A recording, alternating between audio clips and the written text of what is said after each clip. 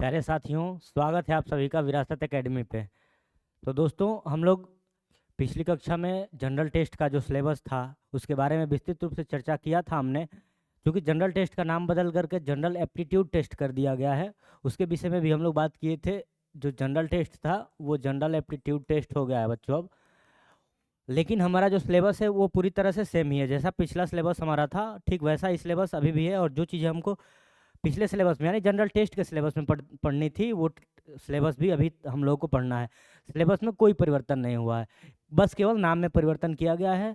जो general test करके था उसको जनरल एप्टीट्यूड टेस्ट करके नाम कर दिया गया है, बाकी सिलेबस सारी चीज़ें सेम है। तो उसमें बच्चों एक मेजर पोर्शन था हम लोगों का जीएस का और करंट अफेयर्स का। बाकी मैथ रीजनिंग वगैरह तो थे। जो मेजर टॉपिक्स थे वो आपके सर लोग क्लास लेंगे, बने रहिए विरासत एकेडमी के साथ, जिसमें आपकी रीजनिंग और मैथ्स की क्लासेज हो रही होंगी। आज से हम लोग शुरू करते हैं करंट अफेयर्स और जीके यानी जनरल टेस्ट की।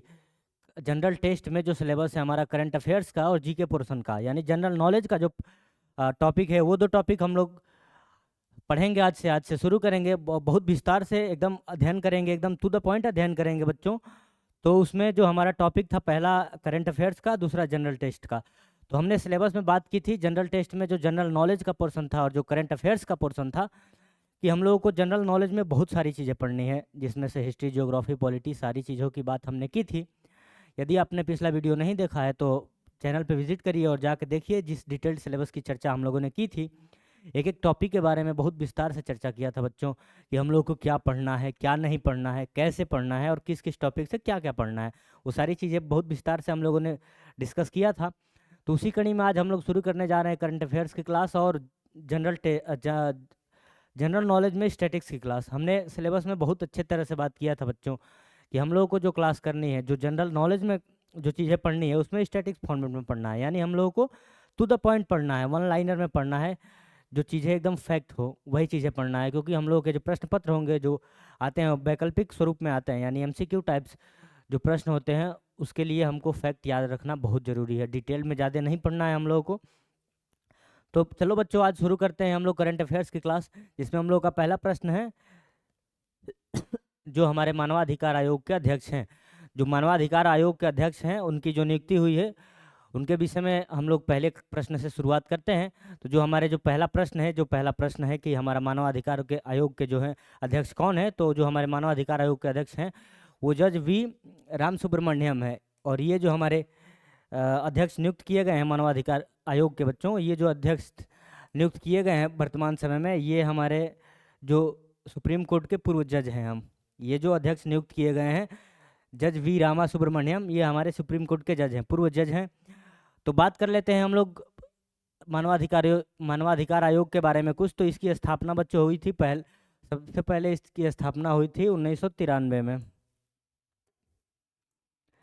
इसकी जो स्थापना हुई थी 1993 में। थोड़ा जानते हैं इसके बारे में कि आखिर मानवाधिकार आयोग होता क्या है और ये काम कैसे करता है। तो बच्चों, इस आयोग का गठन किया गया था संविधान के तहत। इसमें इस आयोग के गठन का कारण ये था कि व्यक्ति का जो मानव के अधिकार हैं, जो मानव के मौलिक अधिकार है, जो मूल अधिकार की बात, जिस अधिकार की बात संविधान करता है, उस अधिकार की एक कमेटी बना करके एक आयोग गठन किया गया कि एकदम पूर्ण रूपेण उस व्यक्ति को उसके अधिकार मिल सके। कोई भी व्यक्ति, भारत का कोई भी व्यक्ति जो निवास करता है यहाँ, उसको अपने मौलिक अधिकारों से वंचित ना होना पड़े। इसके लिए एक आयोग का गठन किया गया और जिसका नाम दिया गया मानवाधिकार आयोग। और इसका गठन बच्चों 1993 ईस्वी में किया गया था और जिसका मुख्यालय जो है मानवाधिकार आयोग का जो मुख्यालय है वो नई दिल्ली में है। और सबसे पहले जो इसके अध्यक्ष बने थे, जब इस आयोग का गठन किया गया था, इस समिति की गठन की गई थी, तो इस आयोग के गठन में यानी जो चेयरमैन थे पहले जो अध्यक्ष थे वो रंगनाथ मिश्रा थे। तो ये हो गया हमारा पहला प्रश्न। जो परिवर्तित हुए हैं जो अध्यक्ष मानवाधिकार आयोग के, तो उसके जो नए अध्यक्ष बने हैं वो सुप्रीम कोर्ट के पूर्व जज जो थे हमारे रामा सुब्रमण्यम, वो हमारे नियुक्त किए गए हैं मानवाधिकार आयोग के अध्यक्ष के रूप में। दूसरा प्रश्न देखते हैं बच्चों, उत्तर प्रदेश का पहला डिजिटल हाईवे की शुरुआत सबसे पहले उत्तर प्रदेश में हुई है, जिसमें डिजिटल हाईवे बनाने की तैयारी की जा रही है। और ये जो हमारा हाईवे बन के तैयार होगा ये होगा बहराइच से बाराबंकी तक का, जिसकी लंबाई होगी 101 किलोमीटर। और इसके बारे में ये है कि ऑप्टिकल फाइबर केबल के साथ इसको किया जाएगा। और ये हमारे जो नया भारत विकसित संकल्प लिया गया है उसके तहत इसका निर्माण किया जा रहा है इस हाईवे का। बच्चों अगला प्रश्न देखते हैं हम लोग। अगला प्रश्न है भारत वियतनाम तटरक्षक बल संयुक्त जो अभ्यास अभ्यास इस प्रश्न के बारे में हम लोग थोड़ी बहुत चर्चा करते हैं। जैसे किसी भी दो देश के बीच जब युद्धाभ्यास होते हैं, जब दो देश की सेनाओं सेनाओं के बीच कुछ सीखने के लिए, कुछ सीखने के उद्देश्य से, कुछ तकनीकी विकास के उद्देश्य से दो देशों के बीच युद्ध के अभ्यास कराए जाते हैं। यानी दो सेनाओं के बीच में उसका रिहर्सल कराया जाता है, उसका प्रयास कराया जाता है कि कुछ कुछ चीज़ें दोनों देशों के मध्य से सीखने को मिले। तो अभी जो हमारे तटरक्षक बल हैं, जो हमारे समुद्र के तट पे जो फोर्सेस लगी हुई हैं, उसमें जो नेवी फोर्सेज है हमारी, उसमें भारत और वियतनाम के बीच जो अभ्यास चल रहा है। और उस अभ्यास कहाँ पे चल रहा है बच्चों? तो ये जो हमारा अभ्यास चल रहा है वो कोची के तट पे चल रहा है और ये 20 दिसंबर तक चलेगा। यानी 20 दिसंबर तक ये चला हमारा। और इसकी जो प्रक्रिया रही है और इसमें बहुत सारे चीज़ों के बारे में दो सेनाओं के बीच सीखने को मिला और बहुत सारी चीज़ें इसमें साझेदारी की गई और जिससे कि हमारा जो सेना हो वो सेना मजबूत हो, जो सेना में हो, जो सेना की तकनीकी विकास हो और उसके साथ उसके रण कौशल का विकास हो। यानी जो टेक्निक्स, नई नई टेक्निक्स आ रही हैं युद्ध की, तो इस अभ्यास का मूल उद्देश्य यही है कि कुछ ना कुछ चीज़ें सीखी जा सकें। बच्चों जो हमारा अगला प्रश्न है वो हमारा प्रश्न है, हाल ही में किस राज्य सरकार ने 2025 में जल्लीकट्टू जो त्यौहार है आयोजन के लिए प्रक्रिया का जो संचालन प्रक्रिया का जारी रखने के लिए आदेश दिया है? तो बच्चों जो जल्लीकट्टू त्यौहार होता है, जो जल्लीकट्टू की परंपरा होती है, ये परंपरा, ये जो हमारा त्यौहार होता है ये तमिलनाडु में मनाया जाता है। ये हमारा जो त्यौहार है ये तमिलनाडु का त्यौहार है। जो ऑप्शन नंबर सी हमारा दिख रहा है ये तमिलनाडु का त्यौहार है और यह एक पारंपरिक त्यौहार के रूप में मनाया जाता है। यानी जो वहाँ की संस्कृति और वहाँ के गौरव की रक्षा के लिए ये त्यौहार तमिलनाडु के लोग जल्लीकट्टू के नाम से जिसे जानते हैं वो अपने पारंपरिक रूप में मनाते हैं। एक संस्कृति, एक पहचान के रूप में इस त्यौहार को मनाया जाता है तमिलनाडु में। और इसमें बच्चों जो बैल होते हैं, बैल और आदमी के बीच एक प्रतिस्पर्धा होती है। जैसा कि आपने बाहुबली फिल्म देखा होगा, उसमें बाहुबली फिल्म में भी एक सीन ऐसा आता है जिसमें भलाल देव को लड़ते हुए दिखाया जाता है एक बैल से, एक सांड से। तो वो जो त्यौहार होता है वो त्यौहार जल्लीकट्टू, ऐसा त्यौहार मनाया जाता है तमिलनाडु में। और जिसमें एक बैल, जो बैल होता है, जब जहाँ ये त्यौहार मनाया जाता है वहाँ पे जो ये युद्ध होते हैं, जो लड़ाई होती है, उसमें बैल के जो सिंग होते हैं उसमें कुछ पोटली बांध दिया जाता है और जो इस त्योहार में या जो इस प्रतियोगिता में भाग लेता है वो उस बैल के सिंग से पोटली निकालता है और उसको विजेता के रूप में घोषित किया जाता है। तो ये जो हमारा इस प्रक्रिया से जो त्यौहार मनाए जाते हैं, जो ऐसा त्यौहार, ये जो त्यौहार की जो प्रचलन में आया, ये जो त्यौहार जल्लीकट्टू है ये तमिलनाडु में मनाया जाता है। बच्चों अब अगला प्रश्न देखते हैं कि भारत ने मलेरिया के मामलों में कितनी प्रतिशत की कमी हासिल की है, जिसका लक्ष्य 2030 तक मलेरिया मुक्त होना है। यानी इसके बारे में बच्चों देखते हैं, जब 2016 की बात आई, 2016 में एक समिति बैठाई गई WHO के द्वारा, यानी वर्ल्ड हेल्थ ऑर्गेनाइजेशन यानी विश्व स्वास्थ्य संगठन के आयोजन में भारत की ओर से एक पहल की गई जिसमें भारत को मलेरिया मुक्त होने की बात की गई। भारत को मलेरिया मुक्त होने की बात कही गई और उसका जो समय सीमा रखा गया वो समय सीमा 2030 तक रखा गया। 2030 तक भारत खुद को मलेरिया मुक्त कर लेगा। लेकिन जो हमारा प्रश्न पूछ रहा है कि अभी तक उस प्रक्रिया में कितनी सफलता पा लिया है भारत ने, जिसका लक्ष्य भारत ने 2016 में रखा था कि हम लोग 2030 तक भारत को मलेरिया मुक्त बनाना है। और ये बात WHO के तहत कही गई थी कि भारत 2030 तक भारत मलेरिया मुक्त हो जाएगा। तो जो उसकी प्रक्रिया रही है बच्चों, वो 97% तक भारत मलेरिया मुक्त हो चुका है। अब अगला प्रश्न देखते हैं कि अगला प्रश्न है, हाल ही में किस दिवस के अवसर पर विकसित पंचायत कर्मयोगी पहल की शुरुआत की गई थी? तो ये जो पहल बच्चों है, ये विकसित पंचायत कर्मयोगी जो पहल है वो ये जो हमारी जो पहल है, ये जो केंद्र सरकार द्वारा विकसित की गई है, ये जो की गई है बच्चों, ये गांव तक प्रशासन यानी गांव तक प्रशासन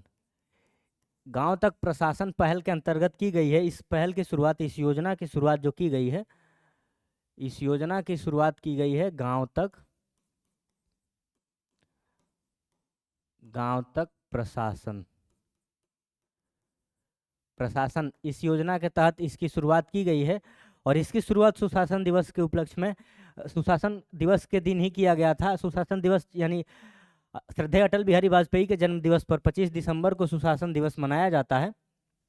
25 दिसंबर को बच्चों, 25 दिसंबर को सुशासन दिवस मनाया जाता है। और इस दिवस के दिन ही इस योजना की शुरुआत की गई थी।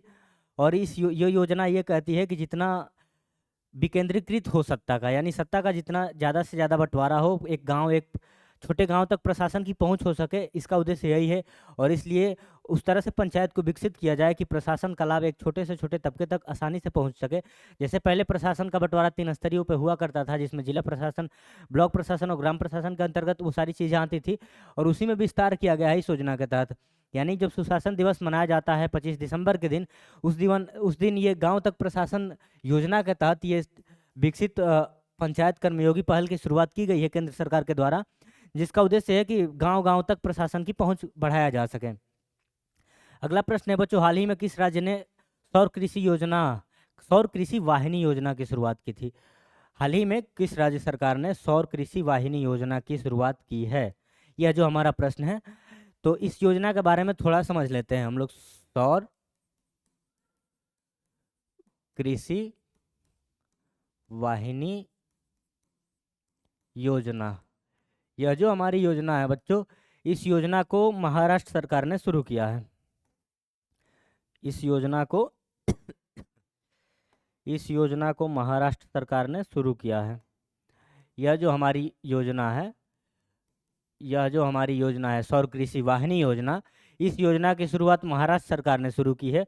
और इस योजना का उद्देश्य ये है कि जो किसान हैं महाराष्ट्र के जो किसान हैं, वो उन किसानों तक 200 मेगावाट 200 मेगावाट की जो बिजली है, 200 किसानों को, सॉरी, जो 200 किसान हैं, 200 किसानों को 1 मेगावाट की बिजली की आपूर्ति करेगी। यानी इस योजना के तहत जो ग्रामीण किसान हैं, उन किसानों को फसल के लिए, कृषि के लिए, इस योजना के तहत, सौर कृषि वाहिनी योजना के तहत महाराष्ट्र सरकार 1 मेगावाट बिजली का आपूर्ति करेगी, यानी 1 मेगावाट तक निःशुल्क बिजली प्रदान करेगी इस योजना के तहत। और बच्चों थोड़ी सी बात हम लोग, अगला प्रश्न है हमारा वन रिपोर्ट 2023। जो वन रिपोर्ट, भारत का जो वन रिपोर्ट है, वो 2023 में जो जारी किया गया है, 2023 यानी जो वर्तमान समय में वन रिपोर्ट जारी किया गया है। और कोई भी बच्चों रिपोर्ट जब जारी जारी किया जाता है, वो 1 साल पहले से रिपोर्ट की तैयारी शुरू हो जाती है। पिछले वर्ष की मान के चलो, जो पिछला वर्ष का रिपोर्ट होगा वो अगले वर्ष प्रकाशित किया जाता है, उतने दिन सर्वेक्षण में लगते हैं। तो ये जो रिपोर्ट है, 18वीं रिपोर्ट जारी की गई है, जिसके बारे में भारत के वनों के बारे में बताया गया है। तो जिसमें भारत में वनों की कुल जो भौगोलिक क्षेत्र है, उसका जो कितने क्षेत्र में फैला है, तो पूरे जो भारत का क्षेत्र है, उसके क्षेत्र का 25.17 यानी 25.17% में हमारा जो वन फैला है। और इसका जब क्षेत्रफल की बात करें, तो इसका जो क्षेत्रफल है, जो 8,27,357 वर्ग किलोमीटर में इसका फैलाव है। यानी भारत में जो वन का वर्ग किलोमीटर में बात करें, जो वन के प्रसार का, जितने देर में वन आच्छादित हुआ है, जितनी दूरी में वन आच्छादित हुआ है, जितनी दूरी में वन फैला है, वो भारत के क्षेत्रफल का 25.17% है। और उसका जो वर्ग किलोमीटर में जब उसकी बात करें, तो वो 8,27,357 वर्ग किलोमीटर है। और इसमें बच्चों इसकी बात की गई है कि इसमें कितना वन है और कितना वृक्ष आवरण शामिल है। जिसमें वन की बात करें तो 7,15,343 वर्ग किलोमीटर है, और जो वृक्ष आवरण शामिल है उसमें 1,12,014 किलोमीटर है।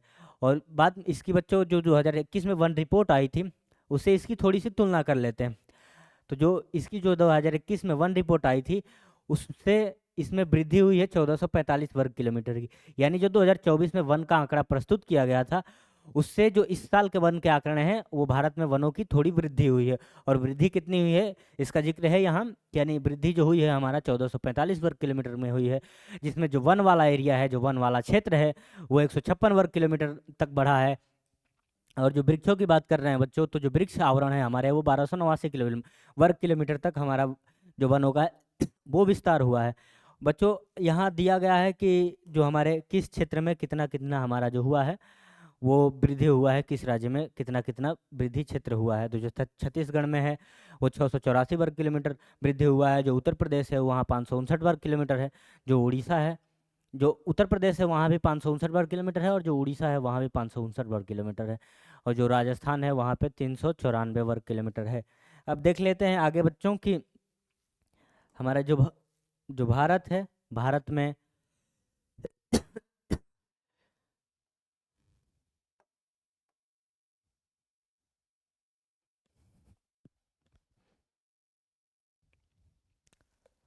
बच्चों देख लेते हैं हम लोग कि आखिर ये वन जो रिपोर्ट होता है, वन रिपोर्ट जारी कौन करता है। वन रिपोर्ट जो जारी करती है ISFR की जो रिपोर्ट, जो ये रिपोर्ट बनाती है संस्था, इस संस्था का नाम है इंडियन स्टेट फॉरेस्ट रिपोर्ट।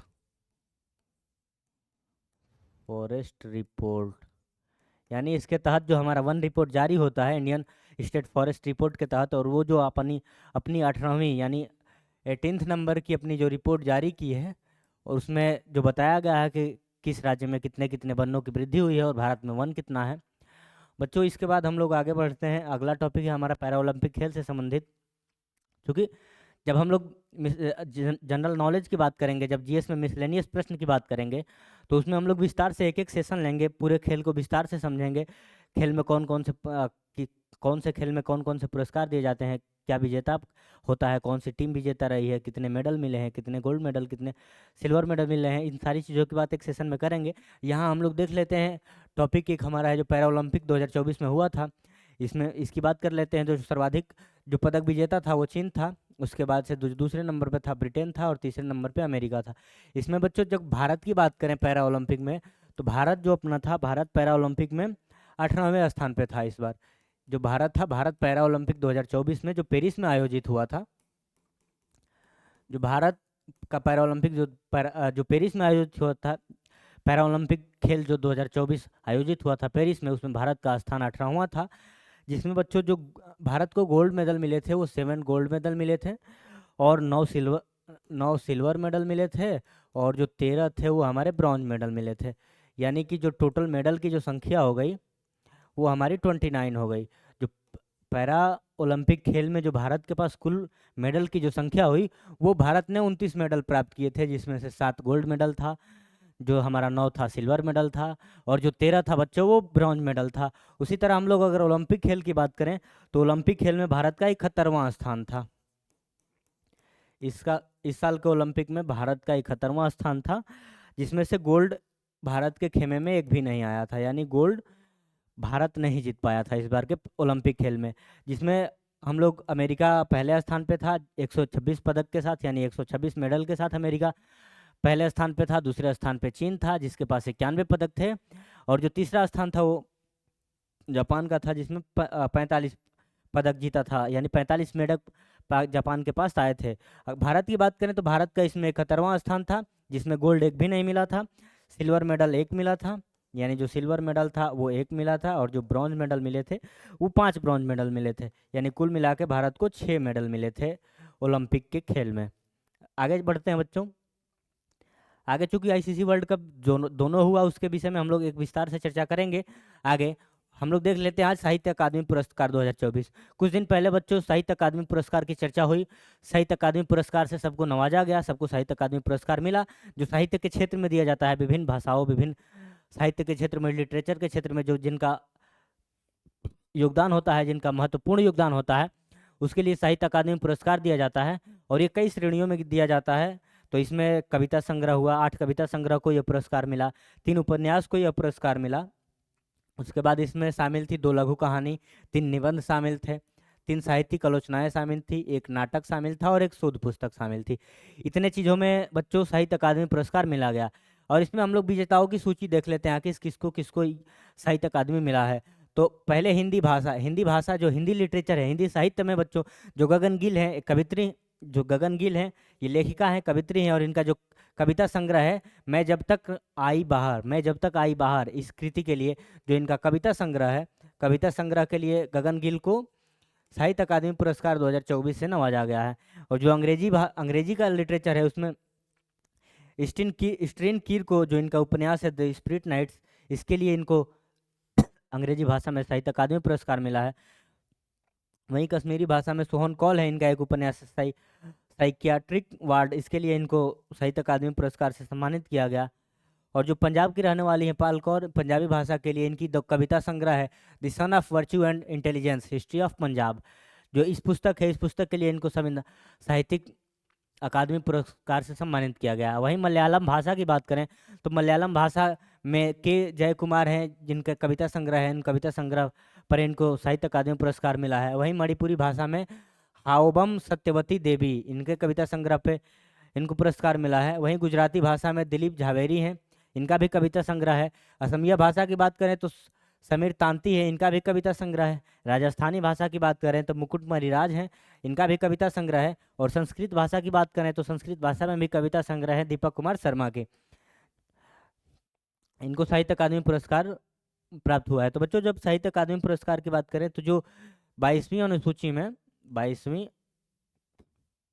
अनुसूची 22वीं अनुसूची में जो 22 भाषाएं वर्णित की गई हैं, 22 भाषाएं, इन्हीं 22 भाषाओं में बच्चों साहित्य अकादमी पुरस्कार का वितरण होता है। इन भाषाओं में जो जिनका विशेष योगदान होता है, चाहे साहित्य की कई विधाएं होती हैं, जिस विधा में उनका विशेष योगदान होता है उस चीज़ के लिए साहित्य अकादमी पुरस्कार से पुरस्कृत किया जाता है।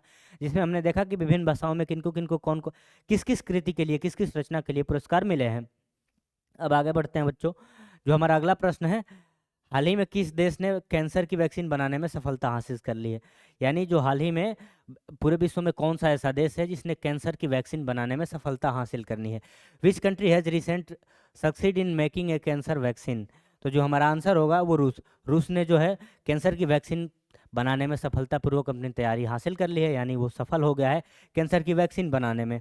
अगला प्रश्न है बच्चों हमारा कि हाल ही में कृषि एवं किसान कल्याण विभाग के लिए बजट आवंटन में कितने गुना की वृद्धि हुई है? यानी how many times has the budget allocation for the agriculture and farmers welfare department increase recently?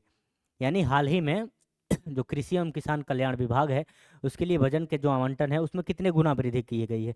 तो जो हमारा सही आंसर है बच्चों 6 गुना, यानी 6 गुना इस बजट में वृद्धि की गई है। आगे चलते हैं, अगला जो प्रश्न है हमारा, अगला जो प्रश्न है, according to the NCRB report, how many lakhs farmers and agriculture laborers has committed suicide in India since 1995? यानी ये जो रिपोर्ट है ये जारी करती है, ये रिपोर्ट ये बताती है कि 1995 के बाद से कितने प्रतिशत मजदूरों ने, कितने मतलब ये आंकड़ा ये बताता है कि कितने लाख मजदूरों ने, किसानों ने आत्महत्या कर ली है। ये जो रिपोर्ट है NCRB की रिपोर्ट, ये हाल ही में जारी हुई है और ये बताती है 1995 के बाद से 1995 के बाद से 1995 के बाद से भारत में 4 लाख किसानों ने आत्महत्या कर ली है, किन्हीं न किन्हीं कारणों से, आर्थिक कारणों से 4 लाख किसानों ने, यानी 29 वर्षों में 4 लाख किसानों ने आत्महत्या कर ली है, ये रिपोर्ट ये बताती है। आगे बढ़ते हैं बच्चों, अगला प्रश्न है, भारत का 46% कार्यबल कृषि में कार्यरत है, जिसका राष्ट्रीय आय में केवल कितना, मतलब राष्ट्रीय आय में योगदान पूछ रहा है, राष्ट्रीय आय में योगदान, राष्ट्रीय आय में योगदान, तो जो राष्ट्रीय आय में जो कृषि से संबंधित लोग हैं उनका कितना योगदान है? तो जो इनका योगदान है वो बच्चों 15% है। जो भारत में किसान कृषि क्षेत्र में जो लोग कार्यरत हैं इस समय, वर्तमान समय में, उनका जो राष्ट्रीय आय में 15% योगदान है। अगला प्रश्न हम लोग देखते हैं कि हाल ही में किस यूरोपीय देश ने नई दिल्ली में अपने दूतावास का उद्घाटन किया है?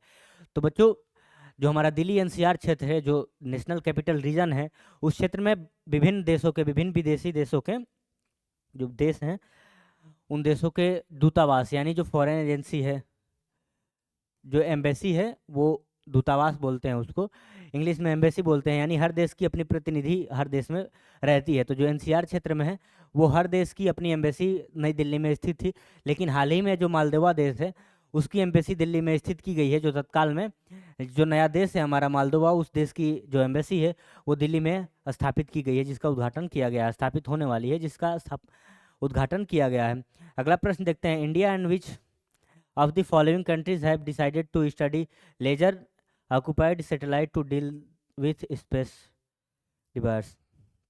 यानी भारत और निम्नलिखित में से किस देश ने अंतरिक्ष मलबे से निपटने के लिए लेजर से लैस उपग्रहों का अध्ययन करने का फैसला किया है? यानी जो अंतरिक्ष में, जो स्पेस स्टेशन बैठा जाते हैं बच्चों, वो कुछ समय के बाद जब खराब हो जाते हैं, जो अंतरिक्ष में मलबा होता है, उसके लिए भारत और किन देशों के साथ मिल करके इसको अध्ययन करने के लिए लेजर से लैस तकनीकी का जो अध्ययन करेगा वो भारत किस देश के साथ मिलकर करेगा? तो जो ये देश है हमारा जापान, यानी जापान के साथ मिल करके भारत उस देश का जो अंतरिक्ष में मलबे होते हैं उस चीज़ का अध्ययन भारत करेगा। अगला प्रश्न बच्चों, recently the joint naval exercise SLI next has started between India and, यानी जो हाल ही में भारत और किस देश के बीच जो संयुक्त नौसैनिक अभ्यास जो है स्लिनेक्स की शुरुआत की गई है? यानी जो भारत और श्रीलंका, इसमें आंसर होगा बच्चों श्रीलंका। भारत और श्रीलंका के जो मध्य है नौसैनिक अभ्यास शुरू किया जा रहा है, उस अभ्यास का नाम है स्लिनेक्स। यह जो अभ्यास होता है बच्चों, ये भारत और श्रीलंका के मध्य होता है नौसैनिक अभ्यास। अगला प्रश्न है बच्चों हमारा, in which the following states the protected area system has been reimployment by the union home ministry, reimplemented by the union home ministry, यानी निम्नलिखित में से किस राज्य में केंद्रीय गृह मंत्रालय द्वारा संरक्षित क्षेत्र व्यवस्था को पुनः लागू किया जा रहा है। यानी जो मिजोरम है, जो नागालैंड है, जो मणिपुर है, इन देशों में है जो वो गृह मंत्रालय द्वारा जो व्यवस्थाएं लागू की जा रही हैं इनको सुव्यवस्थित करने के लिए, यानी संरक्षित क्षेत्र घोषित करने के लिए, ये जो 3 हमारे क्षेत्र हैं, मणिपुर हो गया, मिजोरम हो गया और जो नागालैंड हो गया, इसमें ये व्यवस्था लागू की जा रही हैं। बच्चों जो अगला हम लोग प्रश्न देखते हैं, हाल ही में किस राज्य में पहली बार गंगा नदी डॉल्फिन को टैग दिया गया है। यानी जो गंगा नदी में जो डॉल्फिन है उसको टैग प्रदान करने वाला जो राज्य बना है वो हाल ही में वो असम राज्य हमारा बना है। Recently in which state has the Ganga river dolphin been tagged for the first time, यानी पहली बार जो हमारा असम राज्य है वो गंगा डॉल्फिन को टैग प्रदान करने वाला राज्य बना है। आगे देखते हैं बच्चों जो हमारा अगला प्रश्न है, यानी recently from which date has start good governance week 2024 से स्टार्ट है, यानी जो सुशासन सप्ताह है वो किस तारीख से शुरू हुआ है, जो सुशासन सप्ताह है। तो बच्चों जो सुशासन दिवस की हम लोग अभी बात कर रहे थे, जिस सुशासन दिवस की बात कर रहे थे पीछे, वो सुशासन दिवस जो अटल बिहारी वाजपेयी के जयंती के दिन शुरू किया गया था, यानी 25 दिसंबर को सुशासन दिवस मनाया जाता है। और जो सुशासन सप्ताह की इस बार शुरुआत की गई थी, उस सुशासन सप्ताह की जो शुरुआत की गई थी बच्चों 19 दिसंबर से शुरुआत की गई थी, यानी उस 19 दिसंबर से 25 दिसंबर तक एक सप्ताह चला जिसको सुशासन सप्ताह का नाम दिया गया है, इसकी शुरुआत की गई थी। आगे चलते हैं बच्चों, जो हमारा अगला प्रश्न है वो है, जो अगला क्वेश्चन है वो है on which date in the international human unity day celebrated every year, यानी प्रतिवर्ष किस तारीख को अंतर्राष्ट्रीय मानव एकता दिवस मनाया जाता है। यानी जो दिवस से रिलेटेड प्रश्न है बच्चों, हम लोग अगली वीडियो में जब आगे वीडियो करेंगे एक सेशन पूरा दिवस पे रखेंगे जिसमें राष्ट्रीय दिवस अंतर्राष्ट्रीय दिवस के बारे में विस्तार से चर्चा करेंगे। तो अभी जो हमारा 20 दिसंबर है, 20 दिसंबर को अंतर्राष्ट्रीय मानव एकता दिवस मनाया गया, यानी इंटरनेशनल ह्यूमन यूनिटी डे। इसकी जो शुरुआत हुई थी, ये जो दिवस मनाया गया ये 20 दिसंबर को मनाया गया। बच्चों अगला प्रश्न देखते हैं, the main theme of the 10th international forest fair held recently in women empowerment through minor forest produce, यानी जो अगला प्रश्न है, हाल ही में जो कहाँ आयोजित किया गया था 10वें अंतर्राष्ट्रीय वन मेले का, जो मुख्य विषय रहा है लघु वनोपज में के माध्यम से महिला सशक्तिकरण, यानी वन के उपजाऊ के क्षेत्र में जैसे होता है उसके अनुसार जो अंतर्राष्ट्रीय वन मेला आयोजित किया गया था उसका जो विषय था महिला सशक्तिकरण से लेकर के, वो कहाँ आयोजित किया गया था। तो जो बच्चों वो जो सम्मेलन था वो आयोजित किया गया था, जो इंटरनेशनल सेमिनार आयोजित किया गया था वो भोपाल में आयोजित किया गया था। अब अगले प्रश्न की ओर बढ़ते हैं बच्चों, आप लोग धैर्यपूर्वक विरासत एकेडमी के साथ बने रहिए। और आज से बच्चों निरंतर हमारी कक्षाएं शुरू हो गई हैं, हमारा क्लास शुरू हो गया है जिसमें करंट अफेयर्स और जीएस यानी जनरल नॉलेज और करंट से रिलेटेड हम लोग एक एक बिंदु को विस्तार से चर्चा करेंगे। जितना पढ़ना होगा उतना ही पढ़ेंगे और विस्तार से पढ़ेंगे बच्चों, बिल्कुल भी परेशान होने की ज़रूरत नहीं है, एकदम एक एक पॉइंट और इस तरह से पढ़ेंगे बच्चों की कुछ भी छूटने वाला नहीं है। तो बने रहिए हमारे साथ अंत तक विरासत एकेडमी के साथ, जहां हर समस्या का समाधान किया जाएगा बच्चों, तनिक भी चिंता लेने की ज़रूरत नहीं है और विस्तार से हम लोग अध्ययन करेंगे। प्रश्न की अगली कड़ी में बढ़ते हैं बच्चों, जो हमारा अगला प्रश्न है वो हाल ही में किसके द्वारा भारत के पहले कीटनाशक रोधी बॉडी सूट किसान कवच का अनावरण किया गया है। तो जो ये किसान कवच का अनावरण किया गया है, यानी इसके लिए जो बच्चों कृषि के क्षेत्र में जो फसलों में कीटनाशक हो जाते थे और जिसके लिए कीटनाशक दवाई का छिड़काव करने से फसलों को भी नुकसान होता था और जो उसके खाने वाले इंसान थे उसके लिए भी जो नुकसान होता था, तो जो उसकी शुरुआत केंद्र सरकार ने की है, किसान कवच के नाम से उसकी शुरुआत की है। और इसकी शुरुआत किया गया है विज्ञान एवं प्रौद्योगिकी मंत्रालय के तहत, यानी विज्ञान एवं प्रौद्योगिकी मंत्रालय के तहत इसकी शुरुआत की गई है, जिसके वर्तमान में जो इसके मंत्री है डॉक्टर जितेंद्र सिंह है। जो डॉक्टर जितेंद्र सिंह हैं जो वर्तमान में विज्ञान एवं प्रौद्योगिकी मंत्रालय के मंत्री हैं, इनके द्वारा इस कवच की शुरुआत की गई है। और बच्चों इसमें इस बात का ध्यान रखा गया है कि जो जितना अधिक से अधिक हो सके उस जो उसका बॉडी सूट यानी उस तकनीकी का विकास किया जाए जिससे कम से कम कीटनाशक का प्रयोग हो सके और फसलें सुरक्षित रह सकें। इसका विकास जो इस जारी किया गया वो विज्ञान एवं प्रौद्योगिकी मंत्रालय के तहत जारी किया गया है इसको, जो किसान कवच है। और जो विज्ञान एवं प्रौद्योगिकी मंत्रालय के जो मंत्री हैं वो डॉक्टर जितेंद्र सिंह हैं। अगला प्रश्न हम लोग देखते हैं बच्चों, विश्व प्रतिस्पर्धात्मक सूचकांक 2024 यानी जो विश्व प्रतिस्पर्धात्मक सूचकांक है जो 2024 में है, उसमें भारत की रैंकिंग कहाँ पहुँच गई है। यानी जो कंपटीशन जो हो रहे हैं, जो उस सूचकांक जारी हो रहा है यानी जो टेबल जारी हो रहा है, उसमें ये प्रश्न ये पूछ रहा है कि उसमें भारत की स्थिति कहाँ पहुंच गई है। जैसे अभी बच्चों हम लोगों ने बहुत सारी प्रतिस्पर्धाओं में देखा कि भारत लगातार विजयी होता जा रहा है, चाहे डी गुकेश के विषय में हमने देखा जो विश्व चैंपियनशिप बने हैं चेस। तो इस तरह जो हमारा रैंकिंग है वो धीरे धीरे बढ़ रहा है। तो अब जो हमारा रैंकिंग है वो 40वें स्थान पर पहुँच गया है विश्व के मुकाबले में। अगला प्रश्न हम लोग देखते हैं कि हाल ही में भारत का प्रत्यक्ष विदेशी निवेश यानी जो FDI है, भारत का जो विदेश है जो विदेश का निवेश है, जो विदेशी निवेश है भारत में कितना हो रहा है। तो उसका जो सही आंसर है बच्चों, उसमें हमारा जो सही आंसर है 1 ट्रिलियन तक पहुंच गया है। जिसमें विदेशी निवेश की बात कर रहे हैं, जिसमें निवेश किया जा रहा है, वो भारत का जो विदेशी निवेश है 1 ट्रिलियन के पार पहुंच गया है। बच्चों हम लोग कुछ स्टैटिक्स MCQ के फॉर्मेट में देखते हैं। जो हमारा अगला प्रश्न है कि निम्नलिखित में से कौन सा आपातकाल के दौरान मौलिक अधिकारों को निलंबित कर सकता है। जो पहला ऑप्शन है संसद नहीं होगा, क्योंकि जो मौलिक अधिकार का जो इमरजेंसी के केसेज होते हैं, इमरजेंसी के दौरान में जो हमारे आपातकाल के दौर में जब देश में आपातकाल लगाया जाता है, उस समय जितने भी हमारे मौलिक अधिकार हैं उसको प्रतिबंधित करने का अधिकार है वो सिर्फ और सिर्फ राष्ट्रपति का होता है। यानी राष्ट्रपति चाहे तो आपातकाल की स्थिति में बच्चों मौलिक अधिकारों को प्रतिबंधित कर सकता है। अगला प्रश्न हम लोग देखते हैं कि अगला प्रश्न है कि जो हरित DGP है यानी जो GDP है, GDP ग्रोथ जिसकी बात हम लोग करते हैं, जिसमें हरित की गणना किस आधार पे की जाती है। यानी जो जिस GDP की गणना की जाती है उसमें हरित का जो योगदान होता है, यानी कि which factors are consider while continue green GDP। यानी जो ग्रीन GDP की जब हम बात करते हैं, जो ग्रीन GDP की बात करते हैं तो उसमें किन कारकों पे विचार किया जाता है। यानी जब इस GDP का अध्ययन किया जाता है, इसका विश्लेषण किया जाता है, इसकी गणना की जाती है, तो कौन कौन से आधार होते हैं जिसमें ग्रीन GDP को लिया जाता है। यानी जो ग्रीन GDP है उसमें बच्चों पर्यावरण होता है, पर्यावरण और प्रदूषण को लिया जाता है। इन दो चीज़ों को लेकर के पर्यावरण में कितनी गिरावट हुई, कितनी वृद्धि हुई, पर्यावरण की स्थिति क्या है, प्रदूषण क्या है, प्रदूषण की स्थिति क्या है, इन सब चीज़ों को लेकर के हमारी जो ग्रीन GDP है उसकी गणना की जाती है। अगला प्रश्न बच्चों हम लोग देखते हैं। जो अगला प्रश्न है, निम्नलिखित में से कौन सी योजना भारत में मौजूदा रामसर स्थलों को संरक्षण पर केंद्रित है। जो अगला प्रश्न है बच्चों हमारा वो ये है कि भारत में कौन सी ऐसी योजना है जिसके तहत भारत में जो रामसर स्थल मौजूद है उसके संरक्षण पे काम किया जा रहा है। तो ये जो हमारी है अमृत धरोहर योजना। तो जो बच्चों ये अमृत धरोहर योजना है,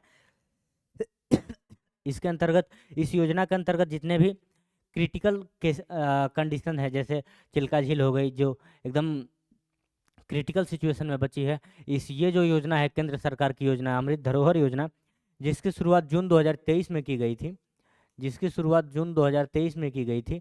इस योजना के तहत जितने भी रामसर साइट है, जिसमें जो हमारा होता है यूनेस्को विश्व विरासत स्थल में, उसमें रामसर साइट से ये स्थल जिसमें विश्व विरासत स्थल में शामिल किए जाते हैं, उसमें भारत के बहुत सारे स्थल शामिल है जिसको रामसर स्थलों के नाम से जाना जाता है।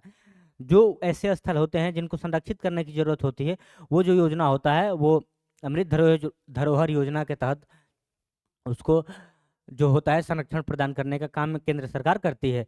तो अगला प्रश्न देखते हैं बच्चों हम लोग। अगला जो प्रश्न है हमारा कि निम्नलिखित में से कौन सा धातु पृथ्वी की भू प्रॉपर्टी पर सबसे प्रचुर मात्रा में पाया जाता है। यानी जो पृथ्वी का जो सबसे निचला परत होता है, यानी जो भू प्रॉपर्टी होती है, जो कण होता है, उस पर सबसे ज़्यादा कौन सा धातु पाया जाता है।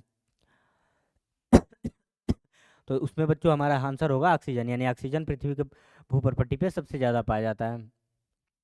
अब बच्चों जो हमारा अगला प्रश्न है, जो अभी महाकुंभ का आयोजन होने जा रहा है प्रयागराज में, तो बच्चों हमारा जो अगला प्रश्न है, महाकुंभ मेले का आयोजन किया जाता है और उसका क्रम पूछा है, यानी किस किस क्रम में हमारा जो होगा वो जो हमारा महाकुंभ मेला होगा उसका आयोजन होगा। तो वर्तमान समय में बच्चों प्रयागराज में आयोजित हुआ जा रहा है, उसके बाद हरिद्वार में आयोजित होगा, उसके बाद नासिक में होगा यानी उज्जैन। ये जो हमारी जो 4 जगह हैं जहाँ पे प्रयाग का आयोजन किया जाता है, जहाँ पे प्रयागराज हो गया, हरिद्वार हो गया, नासिक हो गया, उज्जैन हो गया, इन 4 जगहों पे कुंभ का आयोजन किया जाता है। और 4-4 वर्षों के अंतराल पे इस महाकुंभ का आयोजन किया जाता है देश में अभी। और इसलिए बच्चों जो महाकुंभ का आयोजन होता है वो 12 वर्ष पे आता है, क्योंकि 4-4 वर्ष के बाद यानी प्रत्येक 4 वर्ष पर महाकुंभ का आयोजन किया जाता है। और इस बार का आयोजन बच्चों प्रयागराज में हुआ है, अगला आयोजन 4 वर्ष बाद हरिद्वार में होगा, उसके बाद अगला 4 वर्ष के बाद नासिक में होगा, और उसके बाद उज्जैन में, और फिर ये क्रम चलता रहता है। तो ये जो हमारा क्रम है वो प्रयागराज, हरिद्वार, नासिक और उज्जैन का है।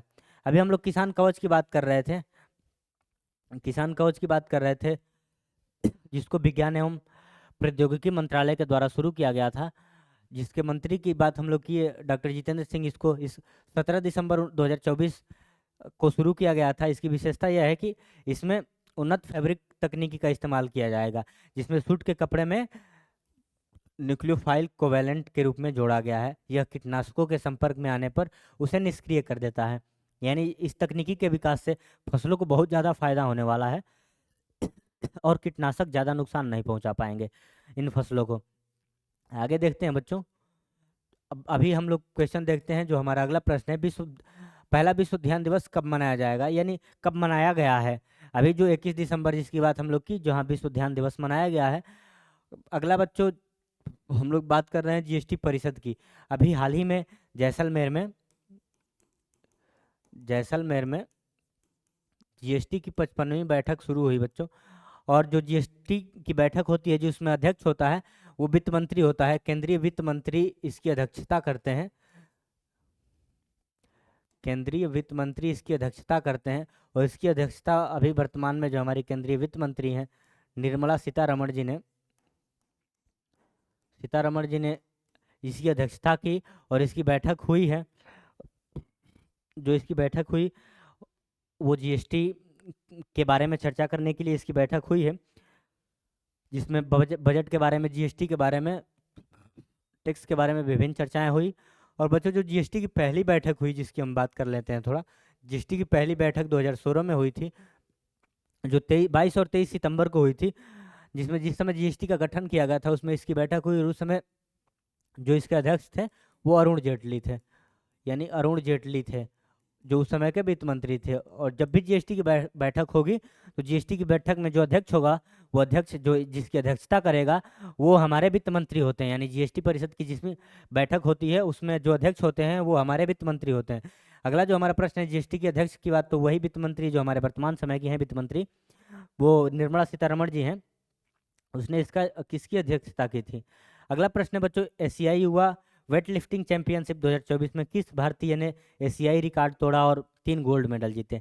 यानी 3 गोल्ड मेडल जीतने वाला जो एशियाई रिकॉर्ड तोड़ने वाला है युवा वेट लिफ्टिंग चैंपियनशिप में, उनका नाम है भारतीय नाम का ज्योत्सना सबर, जिन्होंने 3 गोल्ड मेडल जीते हैं।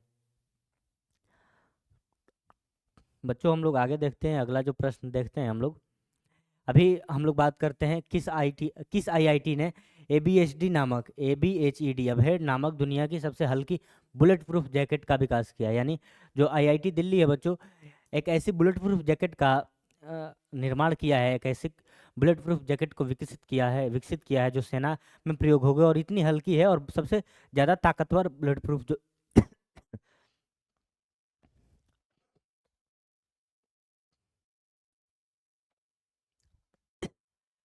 तो बच्चों जो आईआईटी दिल्ली है उसने एक ऐसे तकनीकी को विकसित किया है, एक ऐसा बुलेट प्रूफ जैकेट का विकास किया है, एक ऐसे बुलेट प्रूफ जैकेट का निर्माण किया है जो दुनिया की सबसे हल्की बुलेट प्रूफ जैकेट है, जिसका इस्तेमाल जो भारतीय सेना है वो करेगी। जो बच्चों अगला जो प्रश्न है हमारा, वो अगला प्रश्न है, अमेरिकी प्रतिनिधि सभा ने गवर्नमेंट शटडाउन से बचने के लिए कौन सा विधेयक पारित किया है। तो जो विधेयक हमारा जो व्यय बिल है, जो व्यय बिल नामक विधेयक पारित किया है, जो व्यय बिल है, जो व्यय विधेयक है वो पारित किया गया है और ये शटडाउन से बचने के लिए किया गया है। अगला जो प्रश्न है बच्चों हमारा, मध्य प्रदेश के शिवपुरी जिले में पीएम जनमन अभियान के तहत कितने मकान बनाए गए हैं। यानी ये जो पीएम जनमन योजना के तहत, जो पीएम जनमन योजना है बच्चों, ये मध्य प्रदेश सरकार ने शुरू की है, मध्य प्रदेश सरकार ने शुरू की है।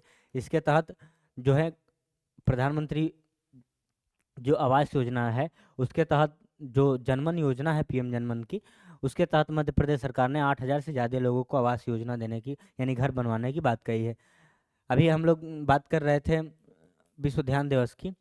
और बच्चों अगला हम लोग प्रश्न देखते हैं, हाल ही में किस राज्य विधानसभा द्वारा भू भारती रिकॉर्ड का अधिकार विधेयक पारित किया गया है? तो बच्चों जो हमारा ये है, ये राज्य बन गया है हमारा तेलंगाना। तेलंगाना यानी जो हमारा तेलंगाना राज्य है, जो तेलंगाना राज्य है वो अपने भूमि जो अपने राजस्व के लिए, जो अपने राजस्व के अधिकार के लिए, जो भूमि रिकॉर्ड रखने के लिए, उसमें सशक्तिकरण के लिए, उसमें नए सुधार लाने के लिए जो ये हमारा भू भारती विधेयक पारित किया है विधानसभा में, जो इसका काम है जितने भी भू संबंधित रिकॉर्ड हैं वो जो भू संबंधित रिकॉर्ड हैं वो भू भारतीय अधिनियम के तहत जो जितने भूमि संबंधी रिकॉर्ड है वो रिकॉर्ड रखे जाएंगे। इसका विधेयक पारित किया जाता है। जो तेलंगाना का जो मुख्यमंत्री हैं, जो तेलंगाना के मुख्यमंत्री हैं रेवंत रेड्डी बच्चों, इन्होंने ये विधेयक लागू किया है, ये कानून लागू किया है कि जो तेलंगाना में जितने भी भू राजस्व से संबंधित, भूमि से संबंधित जो जितनी चीज़ें हैं उसका रिकॉर्ड रखने के लिए ये विधेयक पारित किया गया है। अभी हम लोग बात कर रहे थे जैसलमेर की, यानी जो जीएसटी की परिषद की बैठक हुई जिसकी अध्यक्षता कर रही थी निर्मला सीतारमण, इसकी बात हम लोग किए। अगला प्रश्न है बच्चों हमारा, हाल ही में टाटा पावर किस बैंक के साथ रूफटॉप सोलर लोन के लिए साझेदारी की है? यानी जो छतों पर सोलर बैठाने की बात कर रहा है टाटा, उसके साथ किस बैंक के साथ साझेदारी की है? तो बच्चों जो ये हमारा बैंक है वो है हमारा कैनरा बैंक। इसके साथ साझेदारी की है बच्चों टाटा ने, ताकि वो जो है सोलर रूफ लगा सके। जो अगला प्रश्न है हमारा बच्चों, हाल ही में एशियाई विश्व बैंक ने महाराष्ट्र में तटीय संरक्षण के लिए कितने ऋण को मंजूरी दी है? यानी जो महाराष्ट्र के तट हैं, जो जिनको संरक्षित रखने की जरूरत है, जो समुद्री तट हैं उनमें क्षरण हो रहा है, यानी वो धीरे धीरे कटाव हो रहा है बच्चों उसमें, और उसके संरक्षण के लिए जो एशियाई विश्व बैंक है उसने महाराष्ट्र को 42 मिलियन डॉलर का लोन दिया है। यानी जो ऋण दिया है वो 42 मिलियन डॉलर का ऋण दिया है, ताकि महाराष्ट्र उसको संरक्षित कर सके, उसका संरक्षण कर सके। अगला प्रश्न है बच्चों, हाल ही में किस राज्य सरकार ने बंगालर बारी हाउसिंग योजना की शुरुआत की है? तो बच्चों जो बंगालर बारी योजना है, जो बंगालर बारी योजना है हाउसिंग योजना, इसकी शुरुआत पश्चिम बंगाल ने की है। पश्चिम बंगाल ने इसकी शुरुआत की है। वहाँ की जो मंत्री हैं, जो मुख्यमंत्री है ममता बनर्जी, उन्होंने इसकी शुरुआत की है। और इसके तहत जो योग्य लोग हैं, जो लाभार्थी हैं, उसको आवास यानी घर देने की बात की गई है।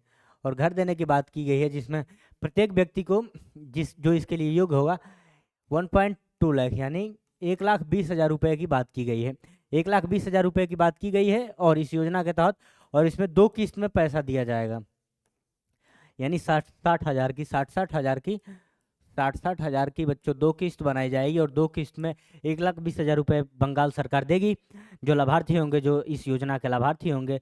और इस योजना बंगालर बारी की जो योजना पश्चिम बंगाल सरकार ने शुरू की है, इसमें 2 किस्तों में 60,000 रुपये देगी। तो ये जो हमारी योजना है बंगालर बारी, ये पश्चिम बंगाल की योजना है, और वहाँ की जो मुख्यमंत्री हैं वो हमारी ममता बनर्जी जी हैं। हाल ही में जो बच्चों अगला प्रश्न है हमारा, हाल ही में जो गोवा मुक्ति दिवस है वो मनाया गया है। तो बच्चों जो गोवा मुक्ति दिवस है, जो अगला जो हमारा प्रश्न है गोवा मुक्ति दिवस का, गोवा मुक्ति दिवस यानी जो गोवा मुक्ति दिवस है बच्चों, ये जो हमारा गोवा मुक्ति दिवस है वो 19 दिसंबर को मनाया जाता है।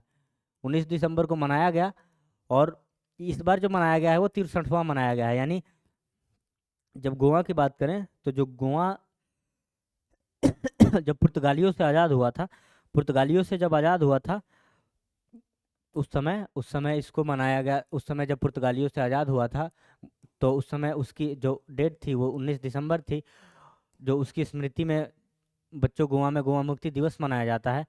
और जो ये इस समय का जो गोवा मुक्ति दिवस है वो 63वां गोवा मुक्ति दिवस मनाया जा रहा है।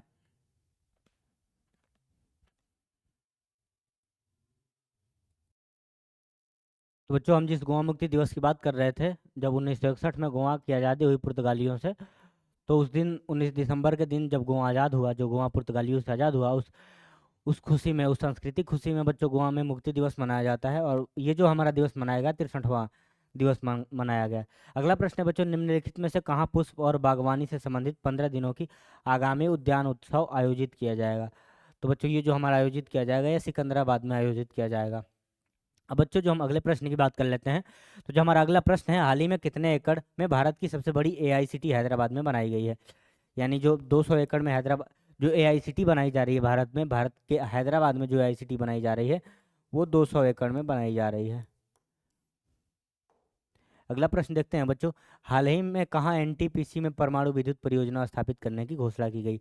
तो जो एनटीपीसी के द्वारा जो परमाणु परियोजना स्थापित करने की घोषणा की गई है बच्चों, वो बिहार में की गई है। अगला प्रश्न देखते हैं हम बच्चों, जनवरी से